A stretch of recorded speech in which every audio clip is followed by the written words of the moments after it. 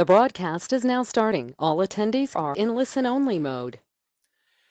Good morning, everyone. Thanks for joining us this morning. We're going to be going over some really good information with Matt Campbell this morning, and we'll be discussing Annuities 101. We'll be going over some good high information on annuity sales, strategies, a lot of good information on what the products are really good for, what clients are looking for at this point.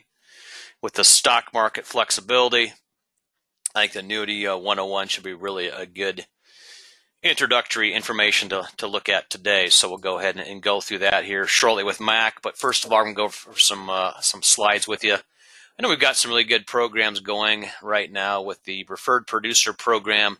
You can earn some additional dollars based on referrals. And what happens is you refer an agent to us, they get signed up, you get $50 when they get signed up. You also will get an override on their business of 20 basis points. So one of your referrals does $1 million this year, you'll actually get $2,000 of referral cash. So really a good way to get some additional money. I know we send this out on a quarterly basis. I have agents calling me every quarter to find out when those checks are going out. They're very excited to get those dollars in their bank. So really a nice way to enhance some of your annual income. We also have the Marketing Reimbursement Program. We reimburse you for your marketing costs. You earn $100 for every $100,000 annuity premium you do with us. And that, of course, can grow rapidly. We have agents that do millions of dollars of business with us. They have thousands of dollars in their marketing reimbursement accounts. Really good for doing seminars, mailings, maybe paying a telemarketer. We cover all kinds of different expenses. Maybe you help with the coverage on your website costs. So we can really help with a wide variety of costs for you. So that marketing reimbursement is really a good program to take advantage of. If you have marketing costs that you have on a monthly basis, of course, we can help you out with those. Some really good reimbursement we can help you out with and help co-op part of your marketing costs based on that. We also have our new producer perks. You can earn some nice additional incentives based on production in the first 180 days of being contracted. We have 3 different levels of perks you can qualify for. We have a $100,000 level, a $300,000 level, and a $500,000 level. And really some nice programs you can take advantage of. We have a couple of really nice seminar systems you can utilize at that $500,000 level. We've got the 2-year website situation. You can take advantage of that. If you do not have a website for your business, that's a great way to get one made for your business, and then you get a 2-year subscription based on that level there. We've also got some different cash incentives and the Social Security mailing program. So really some nice additional features you can take advantage of based on your business with IMES in the first 180 days. So make sure you are fully aware of that. If you do have that type of business you've submitted, definitely contact your marketing rep, and we'll be glad to get you taken care of on that end. We've got a great back office support team here. We've got a full new business team. They do a great job on scrubbing applications, following that new business through to the cycle of being issued. I know with the suitability questions, companies taking their time and getting money transferred, they really help with that process. If they see something that is taking longer than expected, they'll keep you informed on that. And a great way to have someone else handle your administrative side while you continue to do business in the field. I know we've got some really good marketers in our office, so lots of years of experience. We have a great group on the annuity and life sides. If you have a life case that you're having some issues with underwriting, give our life team a call. They can help you out with that.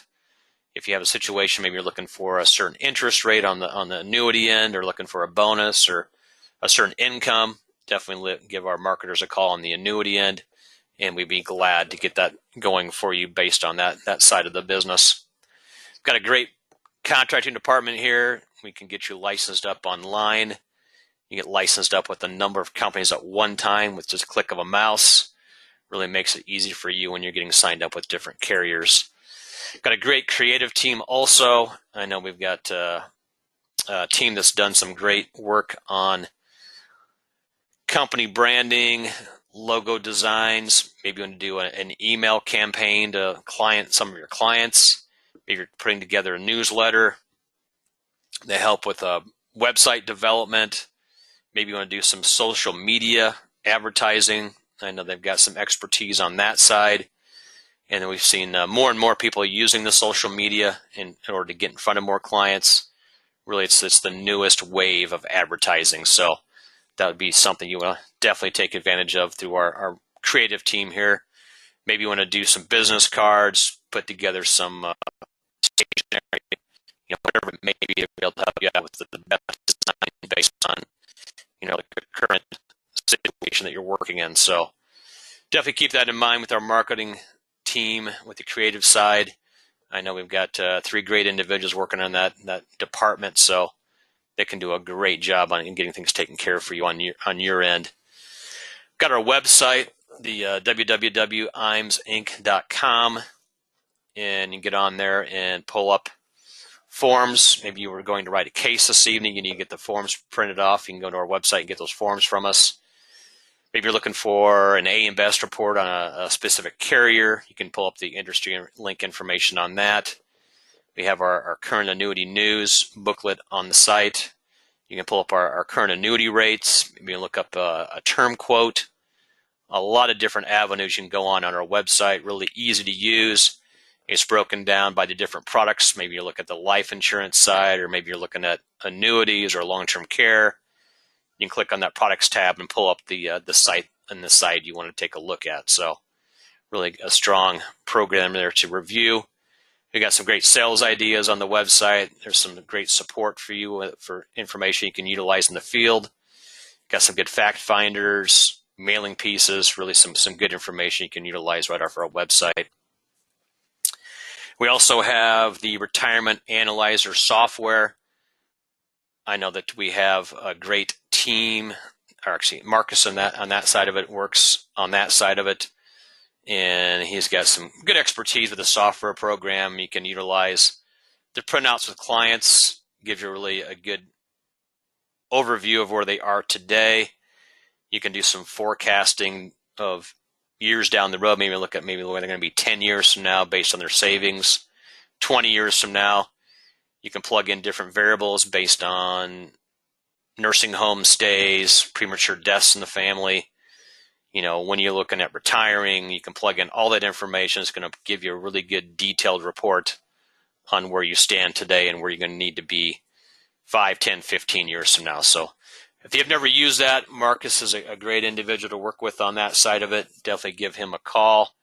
It's a free service we have through IMS based on being licensed through the company, and really a good tool you can utilize based on that. So if that's something you have some interest in, definitely contact Marcus on that side. We got our wealth management team here. I know we started this business about 18 months ago in-house with an RIA.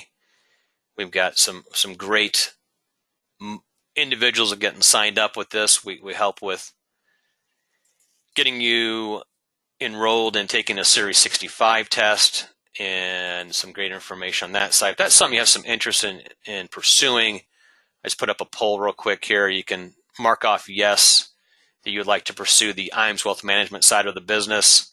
I know we've obviously seen some ups and downs in the market recently, and I think having this additional tool in your bag is really good to have. It's always this bad situation. You refer someone to someone else, one of your clients, you could end up losing that client down the road because this other individual can handle more of their business than you can. It's definitely good to be able to handle as much of the client's business as you can on your side. So if that's something you have some interest in utilizing, definitely mark yes on the poll here. I know that either Mike or Charles will give you a call and go over our program with you and be able to get you up and running on that side. So definitely do take advantage of that situation. I'll leave this poll open for about another 20 seconds or so, but if you do have interest, I know we do hold about quarterly meetings in our office here in Omaha. We have a 2-day meeting we bring you into and help you with some of the platforms and different information we offer through the wealth management side. And you can take a look at the full gamut of information we have on that end of it. So that's something you have interest in, just check off yes. I'll be glad to get you started on that side. I'm going to go ahead and close that up. But we have seen a nice influx of agents getting involved on the wealth management side and the security side. So definitely do keep that handy. We also do our life and annuity academies. I know we typically do about 3 of these a year. We end up doing them either in Des Moines, Iowa or Omaha, Nebraska. I know Athene's been really good to us. They've helped us out with a number of academies in the past, and I'm sure that will continue into the future. So we look forward to doing more meetings at Athene. And we've got a 2-day training. We bring in agents from all over the country. It's a 2.5-day meeting, and we go over a lot of good sales ideas. We go over different strategies. We go over some indexed strategies you can utilize based on the programs that are available. We've got some great turnkey lead programs we'll be discussing. We bring in a number of different high-producing agents. We'll give you some really good sales ideas for getting more appointments, closing more sales, some really good information to get on that end. You also get some advanced software information, be able to go over some details, maybe looking at some income rider comparisons, looking at that retirement analyzer software program, some really good details you'll be getting at these meetings. So definitely take advantage of that. If you have not attended one of our meetings in the past, it'd be a great way to pick up some great information on that. I know our next meeting will probably be sometime in March or April of 2019. If that's something you have interest in, definitely check off yes on the poll here. It is all expense paid. I know we typically bring in around 40 agents to these meetings, and we always see a nice increase in production from the agents do attend. And of course, it's a great way to pick up great new sales ideas, take those back to your hometown and be able to close more sales on your end. So that's something you have interest in, check off yes.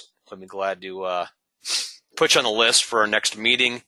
We'll probably do 3 meetings in 2019. We'll probably do one in May also, or July, and then we'll do one in August or September. So we'll probably do March, May, and September. Will probably be the 3 months we'll do our meetings in next year. But of course, it depends on the availability of space and location. So if that's something you have interest in, definitely check off yes. I'll be glad to get you on that list. We do have to have you licensed through IMES in order to attend, and we prefer you've done some business through our office. So that does always help on getting you higher on the invitee list. I'll go ahead and close that up there, and we have our trip. I know we've announced our 2019 trip is to Naples, Florida. Qualification started the 1st of January, and that runs through the 30th of June of 2019, so it's 18-month qualification. It takes 3 million points to qualify. I know we count all of your business you do through IMES, be it life insurance, annuities, long-term care, everything counts towards the trip. So a great way to qualify for a fantastic trip is going to be in August of 2019. Should be a really nice time there at the Ritz-Carlton right on the beach of Naples, Florida. I know we also just announced another trip we're doing through Athene. It's going to be a 6-month qualification that runs from October 1st of 2018 through March of 2019. And we have not finalized the location on that, but it should be a really good, quick getaway trip. I'm sure that trip's going to be sometime in April or May of 2019. And last year we went to Tahoe, a really good time by all the agents that qualified for that. So we do appreciate Athene helping co-sponsor that trip. And they just announced we're going to be doing another trip at the beginning of 2019. Qualification runs from October 1st through the March the 31st of 2019. So appreciate your time this morning. I know we're going to be giving the information and give Mac the control. So Matt Campbell is our regional representative from Athene, and he does a great job with us on the Athene business, helping agents out with anything they need, and does a great job with our office here in Omaha. So welcome aboard, Mac. Glad to have you on this morning.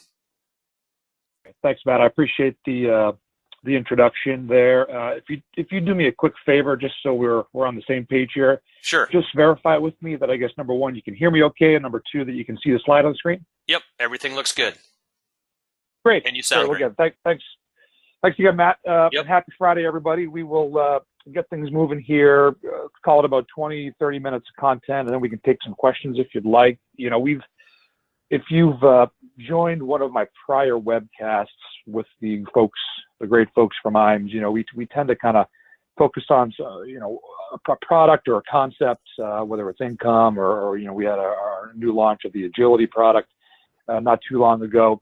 We're going to kind of switch gears here a little bit and kind of talk more conceptual stuff. And those of you that work with clients, or if you have workshops, some of this might be some good content for you to use with your integrating into your discussions with prospects, clients, at your workshops or across the kitchen table with them. I know the folks at IMES have these slides, so I'm perfectly fine with them emailing out to you. But why don't you give them a call if you'd like them, and then we can get them to you. It's funny. Hindsight being 2020, maybe talking product would have been a just as good an idea as this one here. Reason being, we just increased rates across almost the entire portfolio of indexed annuities that we have over at Athene. So if you've not seen the announcement yet, call the folks at IMES, call our home office in Des Moines. A lot of great, increases in rates, literally across the portfolio, from accumulation, from income. So we were really competitive before, and I think these increases should make us near the top or at the top in virtually every category that you may want to in terms of positioning an indexed annuity with one of your clients. The market certainly has been tough. We've had a tough month here in the equity marketplace, but what has not been so tough is the interest rate marketplace. We've seen a relatively steady uptick north of 3% on the 10-year Treasury. While we don't invest there really, that's a good benchmark. That 3% figure is a pretty important figure for insurance companies that price annuities. And if we can stay above that, like we have for the last several weeks here, allows us to get more creative with the portfolio and return some good rates to clients. So hopefully we can see that trend continue as rates continue to, at least we think, maybe continuing to go up here. But in any event, let's kind of get into the content here. And the topic here, we're going to talk about, we're going to start at the beginning. We won't spend a ton of time there, because I'm assuming if you're on this call, you've either sold or purchased or positioned an indexed annuity of some sort to someone at some point over the last several weeks, months, or days anyway. So you know how they work in general terms, but these things have evolved just in a tremendous way, and they've needed to evolve given again the relatively low rate environment we've been in for the last literally 20 years. It's interesting, as we have been trending below the 100-year average for inflation for the last 20 years. And, interest rates, I think because they've been so low, carriers have, less to work with, if you will, less spread to work with when they create products. So we've seen some really innovative strategies getting developed here in the last 4 to 5 years. And we're going to talk about some terms that often get discussed, but I would submit rarely get understood. So we're going to try to peel back the onion here, the layers, and sort of talk about some of these things that I think the way that we should be looking at them, and frankly that I think clients could understand as well. But again, before we do that, let's take a quick look at the agenda. We are going to go back to the basics just very briefly. We're going to talk about what an index actually is. I mentioned indexed annuities before. Virtually 90% of what we sell at Athene uses an index of some sort to fuel growth, accumulation, or income for customers. We do have multi-year guarantee annuities, but again, I think our bread and butter, if you've seen us or heard us in the marketplace, at all over the last few years is clear that indexed engine. And that's what we're going to focus on today. How has that evolved and why has it evolved since these things were started several years ago? And then, again, we'll talk about that evolution of indices in our space. So let's start, again, we're right back to the beginning here. Let's take a look at a spectrum of risk. So here we have an annuity spectrum. We've got lower risk on the lower left side of your screen. We've got higher risk and then potentially higher return, right? So in other words, clients, I think, are willing to take on higher risk if the ability to get higher returns are there. And generally, there's products that kind of fit along this line, right? We've got if we take a look at sort of your absolute low risk, potential low return, though, that's like your SPIA, right? I mean, that's going to spit out a guaranteed payment forever.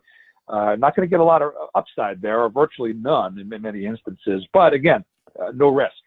On the other side of the variable, or the annuity spectrum, rather, is the variable annuity, right? So we've got a much higher risk. The risk is borne on by the customer, not the company. But again, in theory anyway, much higher returns are possible. There are no caps. Typically, there's no participation rates. So what the market does, the client should get, or whatever their sub-account they happen to be in. And then in the middle somewhere, we've got this fixed annuity. And, what we've seen, we think the fixed indexed annuity, I actually don't love this slide. Actually, I prefer the fixed indexed annuity should be further down in the risk spectrum.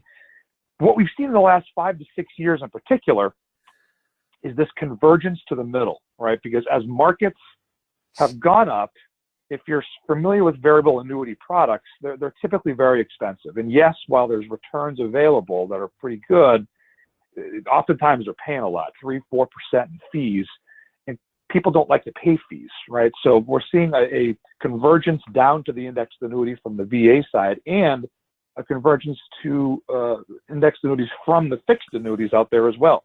Again, I mentioned interest rates have been so low for so long. Selling a 2-3% MIGA just does not sound like a good value prop when we have indexed annuities with strategies today, getting 20-30% with no risk. So we're seeing a ton of growth in our space. This year should be another record year for indexed annuity sales if things continue to trend the way they have been through the first at least half or 2/3 of the year. So let's pick apart an indexed annuity. How does it work? How is it set up? Well, we've got protection from downside market risk at its roots. That's the dark blue circle there. Around that, we've got a layer of some sort of guaranteed growth, a fixed rate of interest that's set for a period of time. There's also fixed accounts in a lot of these indexed annuities as well. And then around that is this growth potential. The client's going to receive interest credits based in part on the performance of some sort of market index. So again, how does this work? Well, typically if we look at an index, and that's what you see there on the far left side, the underlying index may have an increase or it could have a decrease in value, right? But we know with an indexed annuity that there's no downside. So that phrase that you've probably heard a lot of people talk about, zero is your hero, that means when the market goes down, the client simply steps out of bounds and does not go backward. However, because the insurance company effectively hedges all that risk, we have to limit what the client receives when things do go up in an indexed annuity. So instead of getting unlimited growth and unlimited loss, you're going to get no loss, but somewhat limited growth, right? So we have caps, participation rates, spreads, and we'll talk about that here just in a moment. And again, these are terms you likely know and understand. They're not always intuitive to clients, but again, it's important that you understand how they work, why they're there. And again, we'll talk about how these have evolved here in just a few moments. So typically there's three moving parts or three ways that that insurance companies can sort of pay for hedging the risk on the downside. One is to provide a cap. Some strategies have a spread and some have a participation rate as well. There's a few out there that have a couple of each of these, but generally there's usually one moving part on a strategy, right? So if it has a cap, it usually doesn't have a spread as well. If it has a par rate, it doesn't have a cap. So you usually get one of these to move, and that's about it. So just quickly go through an example. Let's assume we have a 4% cap. If the market does 4, obviously the client gets all of it. Market does 8, they get 4, right? Pretty simple. On a spread, let's say we have a 2% spread. This means that whatever the market does, insurance company takes 2% based on the options they purchased, and the client gets the rest. So in that same example, if the market does 8, client gets 6 in this instance. We would take that 2% spread. If we look at participation rates, again, that's another way to do it. So instead of a cap or a spread, we're going to only allow the client in this example to participate in 90% of the market gain or that index gain. So if it does 12%, the client gets 10.8. If it does 4%, 3.6. Theoretically, no cap in that instance with the spread as well. But again, you can see how that would still, allow the insurance company to hedge for that risk. So what is an actual index? Well, it's simply a measure of change in a securities market. It's a basket of securities that represents a particular market or perhaps just a portion of it. So some of the examples there on the far right, S&P 500, Dow Jones, clearly the two largest, most recognizable ones. Often they're utilized in mutual funds, ETFs, and of course annuities as well. So of course the next question I always get is, well, hey, Matt, which one's best? Which index should I have in my portfolio? What in the product I'm positioning? The reality is we don't know, right? There's a lot of different options out there in the marketplace, and I think that's a good thing. I guess what I would submit to you is that if you're selling or positioning an indexed annuity for a client or a prospect, just make sure they've got options. You don't want one index in the product and that behaves just one way. The reality is markets change, markets fluctuate, markets are volatile, as we've seen here recently. And you're going to want options in the product that maybe addresses some of that, right? Maybe uses some volatility control, maybe some multiple asset classes. And what you're seeing here on the screen, these are actually indices in our portfolio. I'm not going to give you the names, doesn't matter, but what shows you here is that in any given year, one doesn't always necessarily is number one all the way, right? So you want to have options to potentially move that react within different market periods. Far and away, the most visible and largest and most widely used and adopted index in the indexed annuity space is the S&P 500. It's the bellwether index, and it makes sense. It's the most recognizable. It's the easiest to track. It's the most public, if you will, most transparent. It's the broad-based composite of large-cap U.S. companies. It first appeared, believe it or not, in indexed annuities in 1995. So these things have been around quite a while. And even today, over 50% of all indexed annuity premium goes into strategies that use the S&P 500 to generate growth. Let's go back in time about 4 or 5 years, though, or a little longer. Q1 of 2011, you can see that there was roughly $7 billion of premium entering that marketplace, right? These strategies. At that point, 2/3 of it went into the S&P. Again, very popular. Believe it or not, back then, 20% went into a fixed account. We had multiple indexes here, and then, of course, an other category. But one thing that was lacking back in 2011 is this alternative index, right? This evolution. We're seeing this rise of a sort of a hybrid or an alternative volatility-controlled index, and they've really taken off. And again, this data is a little old because it goes to Q1 2016. But here's my point here again. Notice the S&P is still very popular, about half the premium. But in this 5-year period, we had a category go from 0 to almost a quarter of the industry. And I would submit that if we looked at these numbers today, the alternative index is probably over 50% at this point. And there's a reason for that. Again, back in 2011, when interest rates were much higher, caps and participation rates were much, much higher. The reality is, caps these days, while we're seeing some improvements, they're still pretty low. So we have to figure out ways to provide value for clients using different methods. And that's why this notion of the alternative index was born. So typically there's 3 parts when you look at an alternative index, right? There's its constituents. In other words, what is it made up of? With a traditional index, right, like the S&P 500 cap index, for instance, it's directly correlated with the index it's based on, right? It makes sense. The S&P goes up, so does the strategy to a certain point. An alternative index could do that, or it could be non-correlated, right? It could have a specialized group of stocks or other assets that might zig when the market sags, which is interesting to think about, and we'll talk about that more in a minute.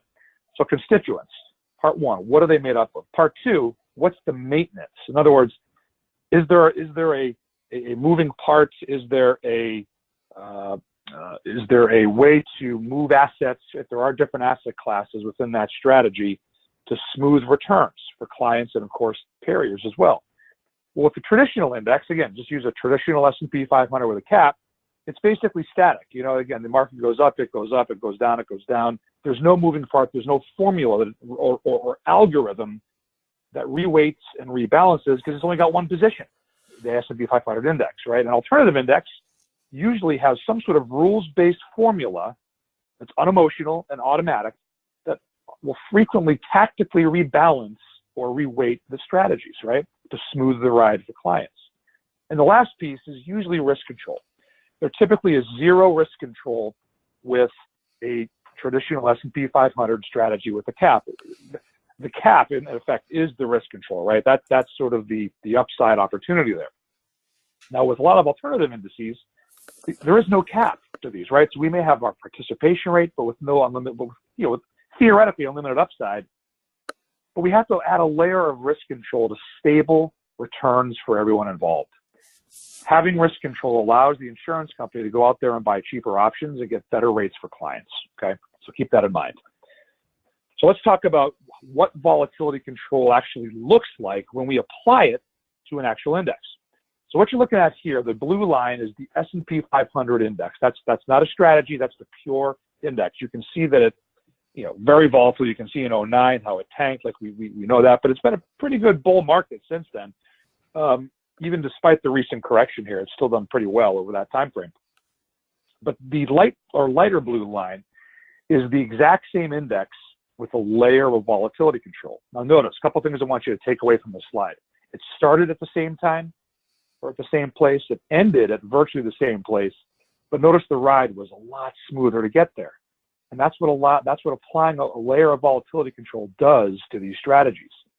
You're not going to have the highs and lows that the S&P will have, but along the way, you should have a more consistently returning ride. And I think that's what clients, particularly those looking in retirement, are looking for. So what do these things look like? They can take a lot of different shapes and sizes. Here's just two examples of some that we have in our portfolio. Again, I won't mention names here. We can talk about that on the back end, or you can call the folks at IMES. One may have, here's those three categories again, right? Constituents. What is it made up of? How does it move? And what's the risk control? So we have one strategy that takes the 75 highest quality U.S. dividend-paying stocks. Why do we choose dividends? Well, dividend-paying stocks tend to perform better than non-dividend-paying stocks over time. That particular strategy has an automatic formula that reweights and rebalances based on the performance of those equities once a quarter. And we have a risk control of 5% that surrounds it. Again, smooth the ride, allow us to get cheaper options or buy cheaper options to provide better rates to clients. Another example uses 8 different asset classes using equities, fixed income, and commodities across 3 different economies, geographies, if you will, and we daily rebalance this one as well.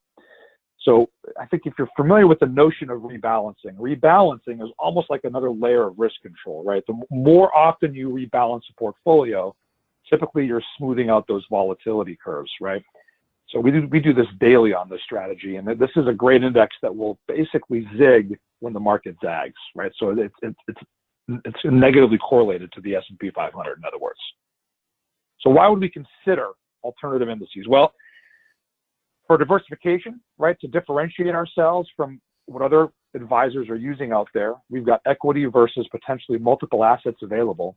We've got correlated strategies versus non-correlated ones, and of course, different index objectives and strategies as well. And for volatility control, right, these may provide more predictable returns and may enable higher participation. I'm going to talk about participation here in a second here. So here's the volatility control conundrum. You say, Mac, well, great. We're going to sell this strategy that has a layer of volatility control around it. That means I got to settle for less upside, right? Well, not necessarily, because ultimately it's what you keep that counts, right? What the client keeps that counts. Now, I mentioned before that when you have volatility control around one of these strategies, option prices are cheaper. That means rates can be better, which means the client keeps more of the game. I can't tell you how many times I've had conversations with producers and they say, man, I saw your rates go up and great, but that one strategy there, the Janus strategy you have, it only has a 65% participation rate or a 70% participation rate. I've got a strategy over here at another company at 150. Why would I sell a 70% par rate than a 150? Well, I would submit to you, what is it participating in, right? Is that 150 on an index that's only going to provide 5, 6, 7, 8%, well, that's great. But if I can get you 60 to 70% of an index that does 30, wouldn't that be better? So don't look at the rate automatically, the par rate, and think that determines how good the index is. Make sure you dig deeper and find out what it's participating in. So why these things are considered, let's look at both sides of the equation. We'll look at the carrier view and then the customer view, okay? So the carrier view, we've got volatility controls. That provides lower costs, more predictable rates and performance. From the customer's view, that means better performance, higher participation, more predictable renewal rates, more stable rates. It allows a carrier here to offer differential customer value. And now customers have really true choices of an indexed annuity. I mean, it used to be you just had the S&P 500, that was it, or most of it anyway. Now you've got all these different asset classes, and it really is almost like a position in someone's portfolio, as opposed to just a simple annuity. And of course, from the carrier view, a fee upside potential is more competitive. And again, ultimately the client can get better upside from their performance. So here's what I want to do. I want to show you two different sides here and again, examples of how a volatility controlled index may zig when the market zags. You remember this slide from a few moments ago. The dark blue line is the S&P 500. The light blue line, or I guess green or whatever color you think that is to you, is the S&P on volatility control. So this is if we're looking through a telescope, right? We're looking at a 10 to 11 year time period here. Now what I want to do is look through a microscope. This is the week following Great Britain's decision to leave the Union, the European Union, the Brexit. If you remember that a few years ago, the market did some crazy things. You can see what they did. The S&P 500, the blue line, in a given week was down 5%, but then gained all back.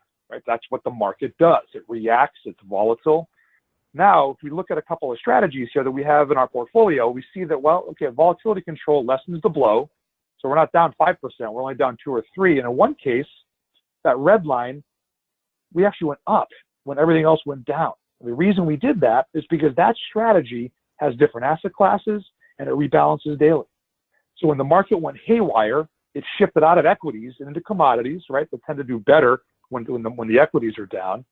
And we actually returned positive performance there in a case where it was tough to get anywhere else. So this is the beauty, again, of having options for clients within a product and having several options that potentially could do different things in different market environments. So just so you're all aware, this is a very methodical and distinct process we go through when we create a new index. It has to be a good design, right? It has to make sense for the company, has to make sense for the client first and foremost, and provide value, right? Plus, is it a good fit? The last thing we want to do is develop an index that cannibalizes another index we already have. You don't want 3 versions of the S&P 500 index. You want things that are different, that complement one another, and ultimately, what's the value prop for the client, right? So, as these things have exploded in popularity the last 5, 6 years, we've seen some illustration games happening, right? They all look good on paper. Now, these things are largely brand new, so carriers are forced to essentially backtest them, right? So what does that mean? We're going to take what the rates are today and effectively illustrate them as if they existed over the last 10, 15, 20 years. Well, it's easy or relatively easy to design an index that looks good on paper. It's a lot harder to do one or have one that actually performs like down the road for clients. I'll give you a little bit of perspective. And again, I don't want to stress this too much because we all know things change, right? And this certainly isn't a guarantee of future performance. But in 2017, there were 7 alternative indices that did better than the S&P 500 on a gross basis, okay? So if you remember last year, again, I'm talking calendar year, right? Obviously, if you start in February, you're going to get a different return. But if you start January 1 and at the end of the year, the S&P did roughly 20%. There were 7 strategies in the industry that did better than that. Athene had half of them, including the top 2. I've seen customers with some incredible statements. I'm hoping you have realized some of those gains as well with your clients. And frankly, what an interesting time to have purchased an indexed annuity, right? Let's say a client had one of these a couple of years ago. had some great growth, likely in the index that they're in. And now we have the market correcting, or at least coming back a little bit. You're still a hero. You've earned the money on 1 or 2 years growth, and now you're not losing any of their money when everyone else is in the marketplace. So I think these products are just such a great customer value, particularly with the strategies we have here. So with that, I'm going to leave you with this slide here, and really, net consumer value, really comes down to the return of the index times what they're participating in that index, right? So that's, I mentioned before, don't just look at the participation rate and think, well, gee, it's 60%, that can't be good, right? Ask the company, ask the IMO what it's participating in. And I think you'll be pleasantly surprised at Athene, again, whether you're looking for accumulation, whether you're looking for income possibilities, we've got all sorts of solutions for you. So Matt, with that, I'll turn it back over to you. I know it's a lot of information that we cover.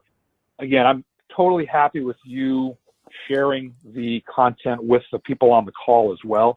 But we've got some time here left. I'm happy to entertain questions about what we talked about our portfolio, about Athene, whatever you'd like.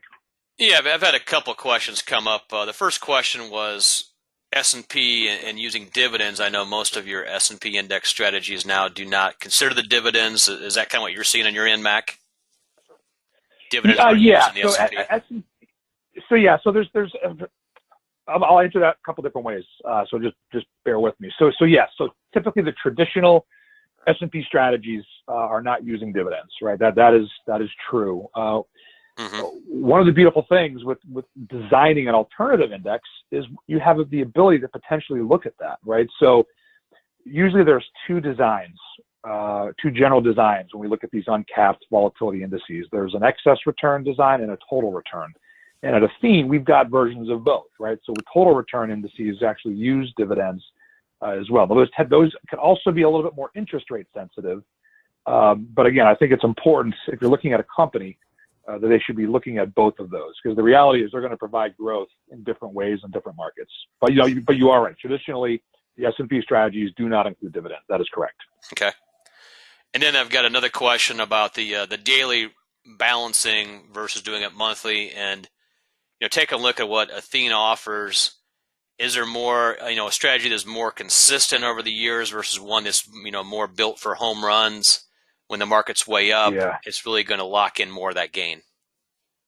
Sure. Yeah. No. It's a great question. There's let me add this too, and here's sort of been my fear about these indices is that there are a lot of moving parts, or at least there might be, right? There's typically there can be some investment banks involved. We partner with some reputable companies to help us design some of these things. But it sometimes can be hard to get information about the index from the carrier. One of the things that we try to do at Athene is when we partner with a new firm to develop a strategy, whether it's the Janus Societe Generale or the BNP strategy, we actually put together client-approved pieces, websites, so they can get in there, watch videos, look at how these things work, learn about them, and frankly, track the performance as well. So we try to be very transparent when we develop these things, because we do believe they provide value, but it only makes sense if they can understand how it works. Now, to your question, there's two that I just mentioned there, and these are two of our more popular strategies. Believe it or not, they've got over $1 billion in each already, and they're only a couple of years old. The BNP MAD 5 index is going to be your steady Eddie, if you will, right? That's going to be the index that's not going to hit many home runs, but it also will be the index that won't be down that often either. So, you're going to get your 3, 4, 5, 6%, I think. Now, again, obviously, we know the market isn't linear, but I'd say over time, that's what we'd probably average there. Couple interesting points about that. Again, that was the index that was positive during Brexit. And that index was also, again, back testing would have been positive during the financial crisis as well. Having multiple asset classes and the ability to rebalance daily really allows you to move in and out when things kind of go haywire in one asset class versus another. Now, the other side of that is the Janus Soc Gen Index that I mentioned, Matt, and that was one of our more recent ones that we developed about a year or so ago. And that index was the number one performing index of 2017 in the industry, did about 33% calendar year basis. Again, that's gross. Mm-hmm. So again, you have to back out participation rates there. Depending on the product, clients are getting, I've seen some pretty ridiculous statements in a good way, right? So Right. you got to be careful with that because you don't want to paint yourself into that corner because, as we know, the market's down now. So who knows what, we could be getting zeros. And I always say, when we look at these indices, and, it's kind of an interesting thing to think about, your client's best year could be the year they get a zero. Mm-hmm. Think about that for a minute, right? What does that mean if they're getting a 0% return? Well, it means the market's down 40% or 20% or 5%. So don't be afraid of seeing an index go backwards or the market go backwards when we're purchasing these things or selling them, because that's a good story for your client to hear as well.